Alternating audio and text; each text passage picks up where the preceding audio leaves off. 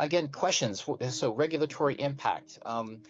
Interprocedural use. Some of the challenges of using overlaying directly AR onto a human being is something called focal rivalry, where your eye is competing with a real object and a holographic object. So really perfecting that type of registration is going to be still a challenge that is needing to be met.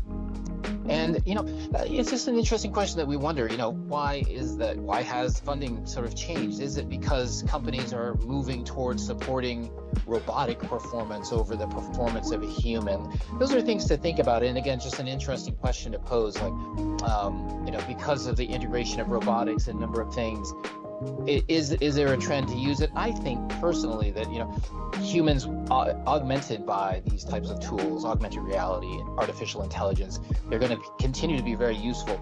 And they say, even for myself as a radiologist, where they're always questioning, are you going to be replaced by AI or something like that?